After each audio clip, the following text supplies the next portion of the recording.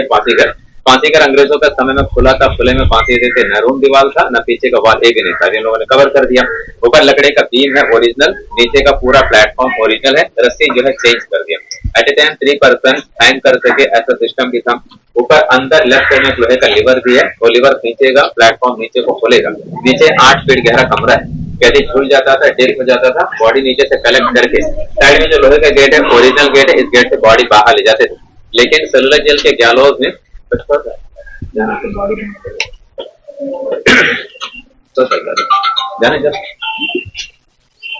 तो बॉडी नीचे से कलेक्ट करके गेट से बॉडी बाहर ले जाते थे। लेकिन सेलुलर जेल के फांसी घर में किसी पॉलिटिकल फ्रीडम फाइटर को फांसी दिया गया ऐसा हमारे पास कोई प्रमाण नहीं, क्योंकि फांसी देने के लिए किसी को अंडमान नहीं लाते थे। इंडिया में जेल थे, वहीं पे फांसी देते थे।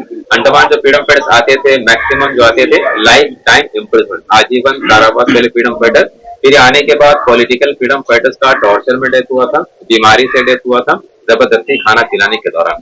जबरदस्ती खाना तब खिलाते थे जब फ्रीडम फाइटर भूख हड़ताल करते थे। उनका भूख हड़ताल तोड़ने के लिए पहले मुंह से खिलाते थे, खा नहीं रहा तो हाथ पांव बांध करके नाक से ट्यूब डाल करके पंप के द्वारा लिक्विड खिलाया गया, चावल का मांस और मिल्क।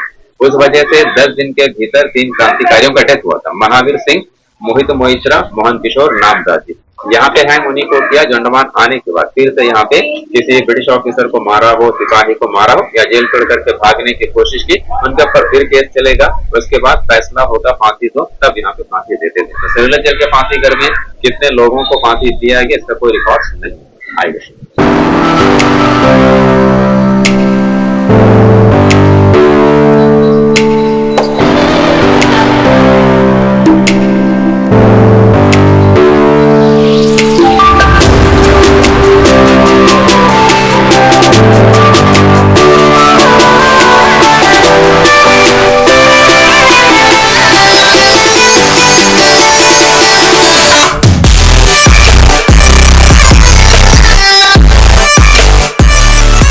कमरे थे 693 और सब एक जैसे ही कमरे थे, लेकिन इस बिल्डिंग का लास्ट का 4 कमरा इसको अंग्रेजों ने अलग करके रखा था, उनको रखने के लिए जिनको फांसी की सजा सुना देते थे।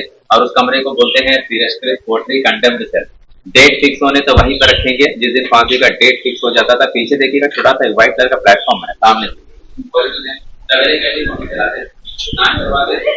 रिलीजन के हिसाब से प्रेयर करवाते थे, आखिरी हिसाब पूछने के बाद उनको हैंग करते थे। और जो वर्क शेड है इस बिल्डिंग के लिए, इस बिल्डिंग में जो फ्रीडम फाइटर रहते थे उनमें से कुछ फ्रीडम फाइटर वर्क शेड में काम करते थे, तो सेल के अंदर में कुछ क्रांतिकारी जेल के बाहर का काम था जंगल साफ करना, सड़कें बनाना, ईंट बनाना, पत्थर तोड़ना, मकान बनाना। वर्क शेड में काम होगा नारियल तेल निकालो या सरसों का तेल निकालो। तो बाहर का जो काम था उसका कोटा फिक्स नहीं था, अंधेरा होने से पहले जेल में वापस आना है। लेकिन जेल में जो काम दिया जाता था इसका कोटा फिक्स था, कंप्लीट ना करे तो पनिशमेंट भी मिलता था। तो बड़ा वर्क शेड था, अभी से मॉडिफाई करके आधे में फोटो गैलरी बना दिया, सब कुछ बदल दिया, जगह ओरिजिनल है। जो ओरिजिनल कोलू है वहीं पर है, ऐसे बहुत सारे थे, एक बचा है।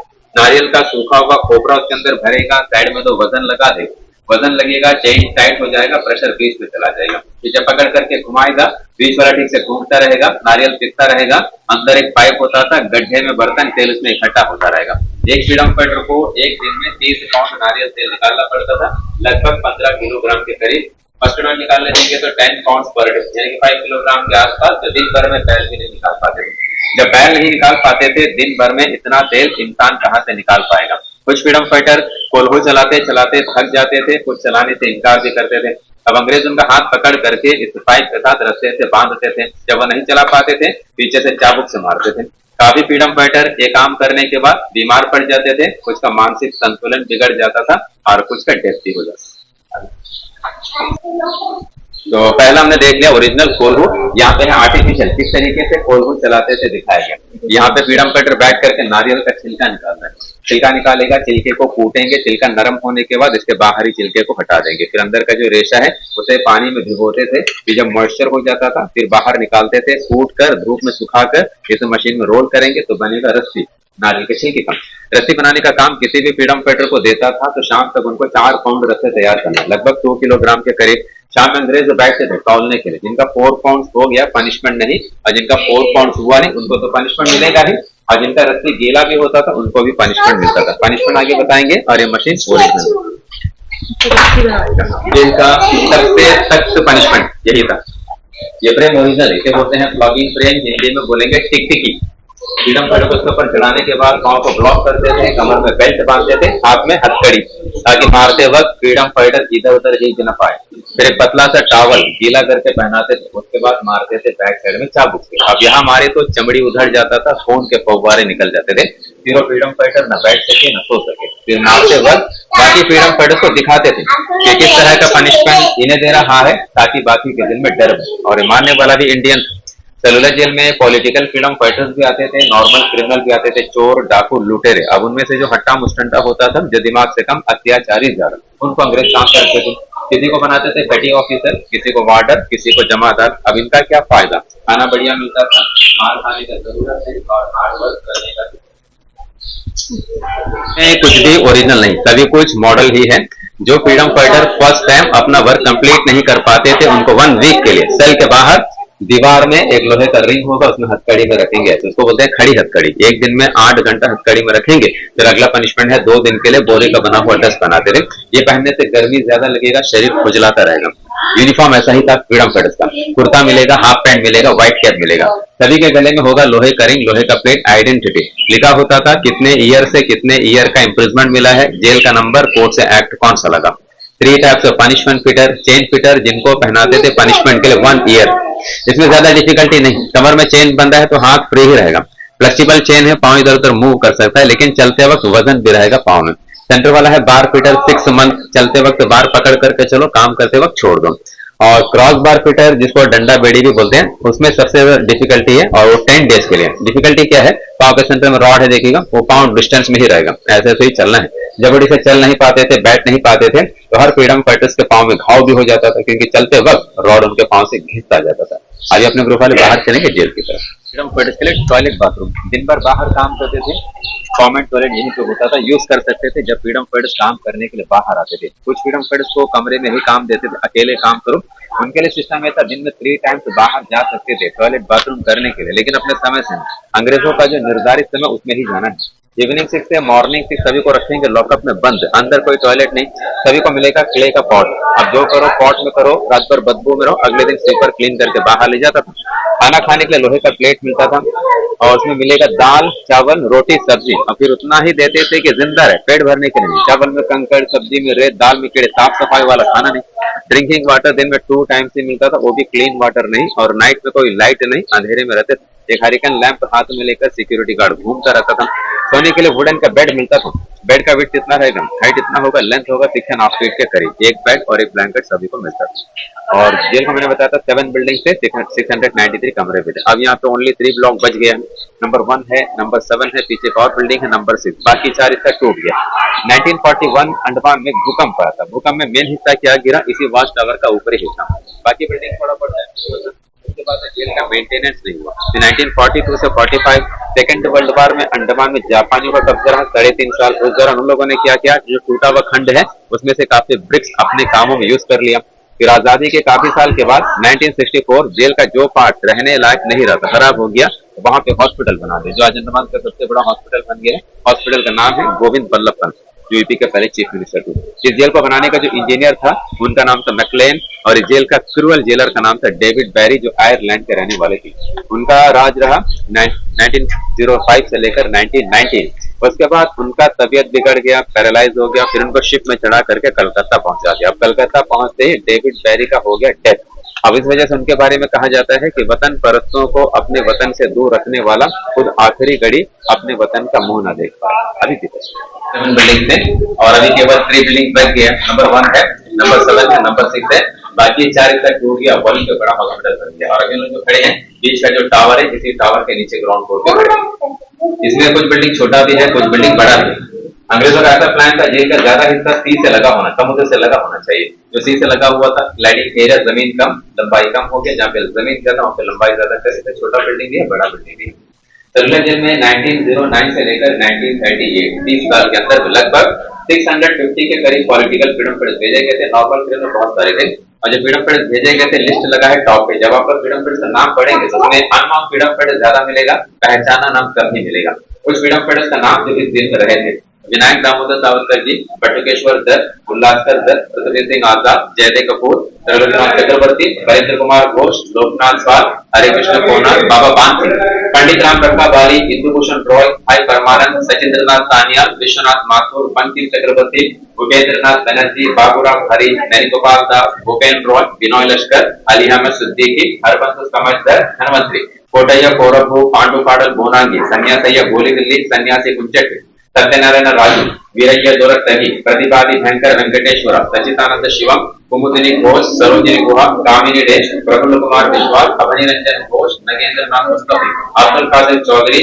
बंगेश्वर रॉय, सनातन रॉय, दाजी नारायण जोशी, गणेश दामोदर सावरकर, बाबा मंगल सिंह, बाबा शेर सिंह, बाबा ज्वाला सिंह, बाबा अमर सिंह, बाबा बिशन सिंह, बाबा छत्तर सिंह, बाबा चूहर सिंह, बाबा गुरमुख सिंह, बाबा गुरुद सिंह, बाबा वसावा सिंह, बाबा हजारा सिंह, बाबा हरनाम सिंह, बाबा इंदर सिंह, बाबा हृदय राम, प्रफुल्ल कुमार स्वामी, ऐसे बहुत सारे क्रांतिकारी इस जेल में रहते थे।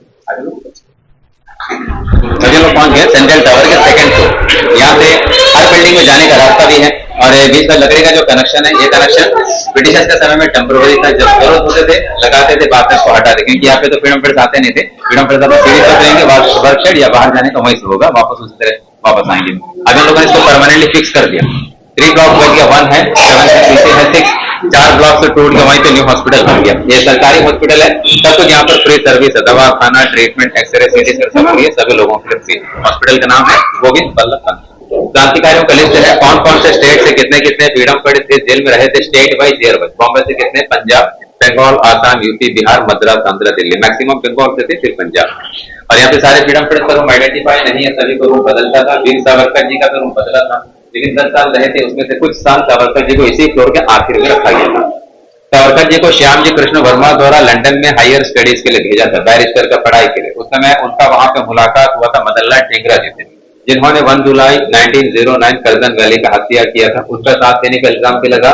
चुनाव पढ़ने के साथ साथ इंडिया हाउस में काम करने वाले कुक के हाथों से बॉम्ब बनाने का मैनुअल और हथियार वगैरह इंडिया भेजा गया, इस वजह से उनको अरेस्ट किया। अरेस्ट हुआ था 13 मार्च 1910। शिप से इंडिया लेकर के आ रहे थे, शिप का नाम था मोरिया शिप। मोरिया शिप 8 जुलाई 1910 जब मार्शलेस हार्बर के निकट से गुजर रहे, उस दौरान सावरकर जी ने जहाज का टॉयलेट का साइड का ग्लास तोड़ करके जंप किया बाहर और स्विमिंग करके चले गए मार्शलेस हार्बर, फ्रांस। वहां प्राधिकार ने पकड़ लिया, अंग्रेजों को हैंडओवर कर दिया। अंग्रेज सावरकर जी को हिंदुस्तान लेके गए, केस चला, फैसला हो गया कि उनको अंडमान काला पानी भेजे। सावरकर जी को अंग्रेज अंडमान लेकर के आए थे 38 जून 1911। अब जब लाए थे तो डरते थे, एक बार वहां से भाग गया है, दोबारा न भागे, इसलिए इतने कड़े पहरे में रखा कि इनके जो बड़े भाई थे गणेश दामोदर सावरकर जी को इसी जेल में थे, उनसे भी पहले। लेकिन दोनों भाई जो है 2 साल तक आपस में मिल भी नहीं पाए, एक ही जेल में रहते हुए।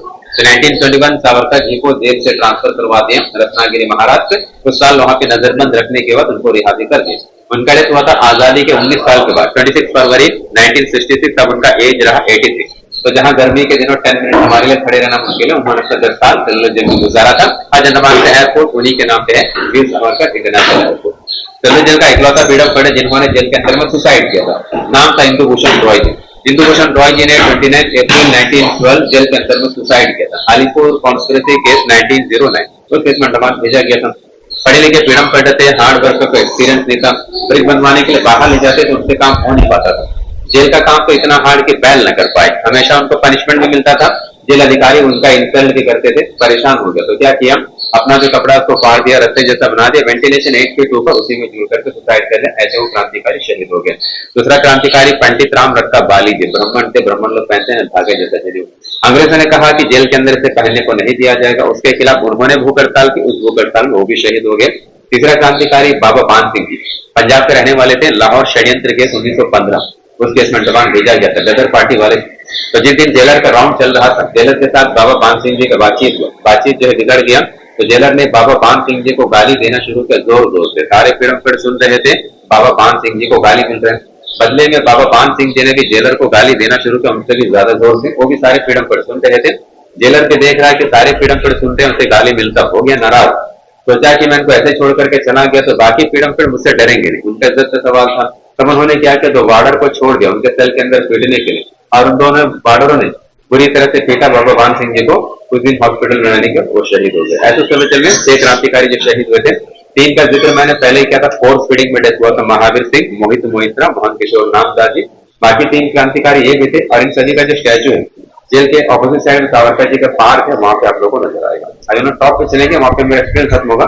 लौटते हुए आप यहाँ पे कमरा भी देखेंगे, वीर सावरकर जी का रूम भी देखेंगे। पहले टॉप पे चलेंगे।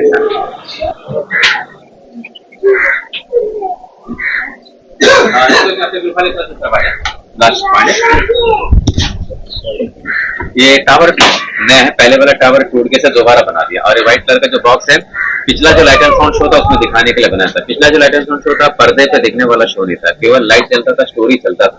उस समय आत्मा एक कैरेक्टर था स्टोरी सुनाने के लिए। आत्मा स्टोरी सुनाएगा, लाल कलर का लाइट इसमें फोकस होगा, आप वहां बैठेंगे शो देखने के लिए, रिफ्लेक्ट होकर के दिखता था। अभी तो विजुअली देखने वाला शो बन गया, तो आत्मा का कैरेक्टर था। 3 ब्लॉक्स बन गया, 176, बाकी पूरा हॉस्पिटल हो गया। सामने जो छोटा सा आइलैंड है, नाम है नेताजी सुभाष चंद्र बोस आइलैंड। पहले इस आइलैंड का नाम था रॉस आइलैंड, अंग्रेजों का कैपिटल था अंडमान का। उनके जितने ऑफिसर्स, फैमिली मेंबर्स वहीं पर रहते थे। बहुत सारे बिल्डिंग्स बनाए थे, अब मैक्सिमम बिल्डिंग्स टूट गया। आज आप लोग जाएंगे वहां घूमने, टूटा हुआ खंडहर, कुछ बिल्डिंग को मेंटेन करके रखा है, हिरन वो सब देखने को मिलेगा। बहुत दूर में ध्यान से देखिएगा, आइलैंड दिख रहा है, दूर में देखा छोटा आइलैंड दिख रहा है। और नारियल पेड़ के ठीक पीछे भी देखिए, दूर में देखिएगा आइलैंड दिखेगा, दिख रहा है, वो है स्वराज आइलैंड। छोटा आइलैंड का नाम शहीद है, यानी कि नील है। आप लोग यहाँ से पहले का नील है, आप लोग ऐसे क्लियर नजर आएगा, मौसम साफ होगा और साफ नजर आएगा। सबसे लास्ट है नॉर्थ पे, जहाँ पर एक लाइट हाउस दिख रहा है, वहां लोग जाते हैं पानी के नीचे मरीन लाइफ देखने के लिए, स्नॉर्कलिंग, स्कूबा डाइविंग, सेवाकिंग सब है। और 20 रुपए का जो पुराना नोट है लाल कलर का, उसके पीछे यही फोटो लगा हुआ है। सामने एक माउंटेन है, माउंट मणिपुर, पहले इसका नाम था माउंट हैरियट, अंडमान का सेकंड हाईएस्ट पीक है। इसका हाइट है 365 मीटर सी लेवल से। फर्स्ट है saddle peak, north Andaman Diglipur, उसका हाइट है 732 मीटर। और बहुत दूर में देखिएगा एक बड़ा सा जहाज दिखाई देगा व्हाइट कलर का दूर में, उस जगह का नाम है होप लॉन्च। वहीं पे 8 फरवरी 1872 शेर अली जी ने governor general of India Lord Mayo को वहीं पे मारा था। और वाइपर आइलैंड जहां पर अंडमान का पहला जेल अंग्रेजों ने बनाया था, वो यहाँ से नजर नहीं आएगा, इस डायरेक्शन में। तो जेल अंग्रेजों ने बंद कर दिया सेकंड वर्ल्ड वॉर से पहले। सितंबर 1937 से लेकर जनवरी 1938 सारे फ्रीडम फाइटर्स को ब्रिटिशर्स ने वापस मेनलैंड भेज दिया। काला पानी का सजा 1938 में खत्म हो गया। उसके बाद सेकंड वर्ल्ड वॉर शुरू हो गया 1939 और अंडमान में जापानी सैनिक आ गए 23 मार्च 1942।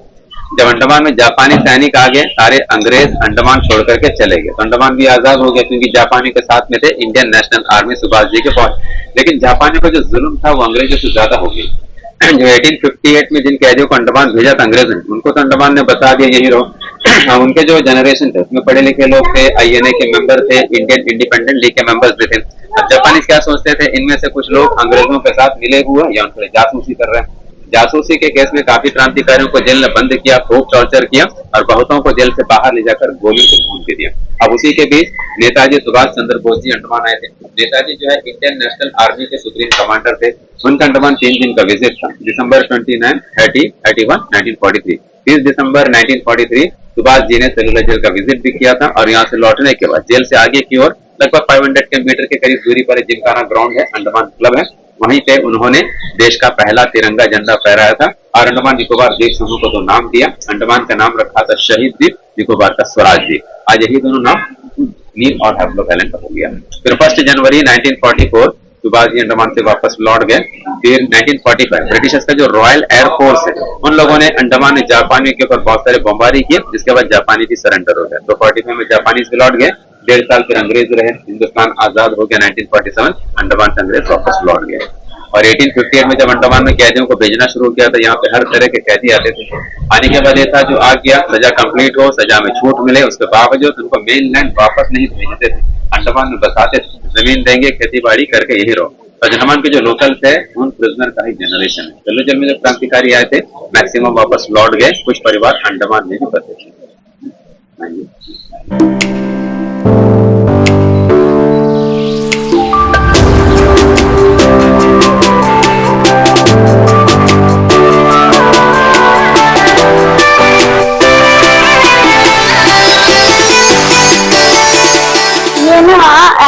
ऐसा लॉक है, ये अंदर से खोल भी देता है, ऐसा है ना, इसलिए ऐसा किया हुआ है ना।